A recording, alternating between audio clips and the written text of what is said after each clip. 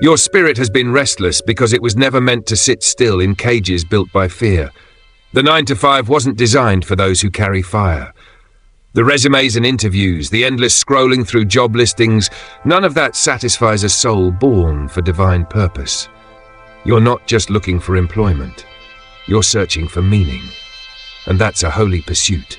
The enemy of your destiny is not failure, it's distraction. Every time you compare your path to someone else's, you rob yourself of your own anointing. Every time you chase approval, you abandon alignment. And every time you try to fit into places where your spirit contracts instead of expands, you delay the life God is calling you into. This is why jobs don't feel right anymore. Not because you're broken, but because your soul is awakening. You're not meant to clock in and clock out. You're meant to rise and build. Let's talk about identity.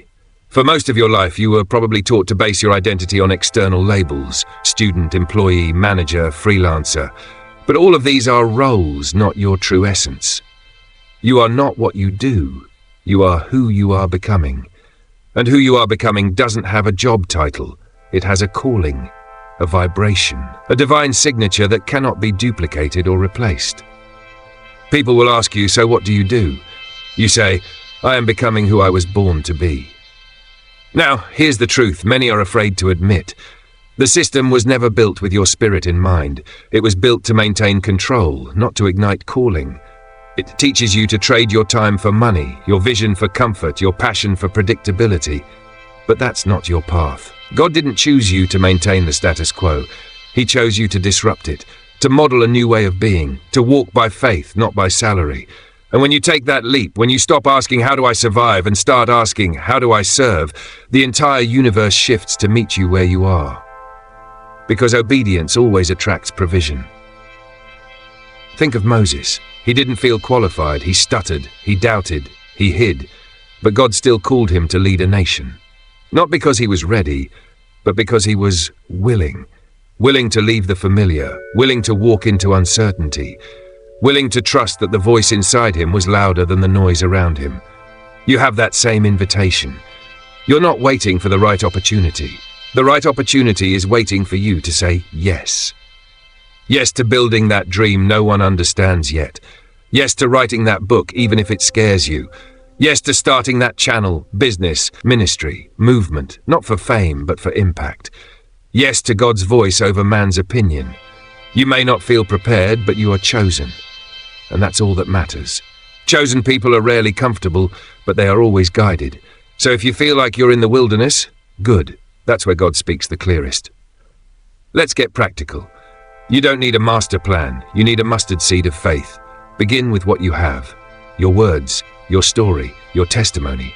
Someone out there needs it. Maybe it's a podcast. Maybe it's coaching. Maybe it's music, writing, healing, art, mentoring. Whatever it is, if it brings you to life and serves others from a place of truth, that's not a hobby. That's your ministry. The world doesn't need more employees. It needs more people walking in authority. And authority doesn't come from degrees. It comes from divine alignment. Start showing up for your calling the way you showed up for your job. If you could give 8 hours a day to something that drained you, imagine what will happen when you give 2 hours a day to something that fills you. If you could work hard for a company that barely noticed you, imagine what happens when you start working with God instead of for the world. And no, it won't all make sense at first, but clarity comes after obedience, not before it. You don't need more information, you need activation. And this is it. This is your moment to stop being passive in your own life. This is your moment to stop scrolling and start building. This is your moment to stop asking for direction and start walking, one faithful step at a time. There is a map for what God is doing through you, because it's never been done before. That's why it feels so lonely. That's why the usual advice doesn't work. That's why your spirit keeps pulling you away from things that used to comfort you. Because comfort is the enemy of calling when it becomes a cage. Let's be honest, one last time in this block. If you could settle, you already would have. If you could stay asleep, you would have. If you could blend in, you would have. But you can't.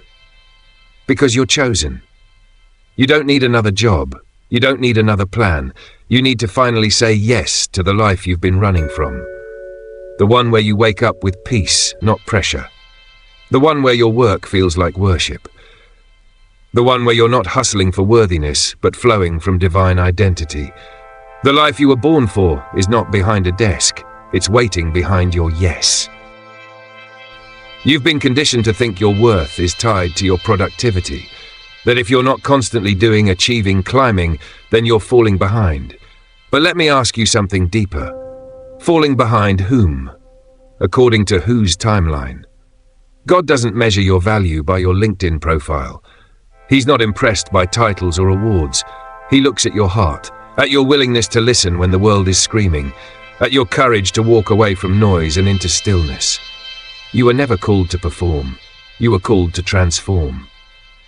Some of you right now are feeling the pressure of time. You think it's too late, that if it hasn't happened by now, it's not going to. But God's timeline does not bow to human clocks. You are not behind. You are in preparation. Moses was 80 when he stepped into purpose. Jesus waited 30 years to begin 3 years of ministry. David was anointed king as a child but waited decades before he wore the crown. Delay is not denial. Delay is development. God is not making you wait to punish you. He's preparing you for something you can't yet carry. If he gave it to you now, it would crush you. But after the refining, it will crown you. So don't despise the quiet seasons. That job you lost, that door that closed, that opportunity that vanished. It wasn't rejection, it was redirection. What looks like an ending is often just a beginning in disguise. Because if you're honest, some of those doors needed to close. You prayed for peace and God gave you separation. You asked for clarity and he gave you stillness. You wanted strength, so he stripped away your distractions and now you're ready. Not to return to the system, but to rise into your assignment. Let's break it down. You have gifts, not the kind that just look good on a resume. I'm talking about sacred, God-breathed abilities that can shift atmospheres. Maybe you're a healer with your words, a creator with your mind, a guide with your presence. These are not accidents. They are assignments. Your job isn't to copy what worked for someone else. Your job is to cultivate what's already been planted within you. Stop asking, what should I do? Start asking, what have I been entrusted with? You want clarity? Start creating. You want confirmation? Start moving. You want alignment? Start obeying. The more you walk in your gift, the more the path reveals itself. Doors open not when you knock, but when you build. Resources come not when you hustle, but when you serve. The people you're meant to reach are already out there, but they can't find you if you're hiding behind someone else's expectations. So show up, not as the version you think people want, but as the you God designed before the foundations of the world. Let's talk about provision. The number one fear that keeps chosen ones stuck in jobs they hate is money. But how will I survive if I let go? The better question is, how will your soul survive if you keep holding on? God never sends vision without provision. He's not calling you to jump and then abandoning you in midair. The same God who feeds the birds will feed you. But here's the secret. Provision follows purpose. You don't chase the money, you chase the mission. And the money serves the mission, not the other way around. Does that mean it'll be easy? No. Chosen doesn't mean comfortable. It means consecrated. It means set apart. It means you might feel crazy, alone, misunderstood. It means you'll question everything, even yourself. But chosen also means protected, provided for, covered, anointed, backed by heaven. You're not just leaving a job. You're leaving smallness. You're not just changing careers. You're changing dimensions. You're stepping out of survival and into surrender. You're not quitting. You're aligning. Let's get raw for a minute. People will not understand what you're doing. That includes family, friends, mentors. Some of the people closest to you will call your obedience irresponsibility. They'll think you've lost your mind. But losing your mind is often the first step to finding your calling. Because the mind wants safety, but your soul wants expansion. And God is speaking to your soul right now. He's saying, stop hiding. He's saying, trust me. He's saying, you're not crazy. You're called. So let them talk. Let them question. Let them doubt. But you move.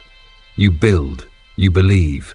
Every time you show up for your calling, even when no one sees it yet, you are sowing seeds in the spirit, and one day when you least expect it, those seeds will explode into harvest.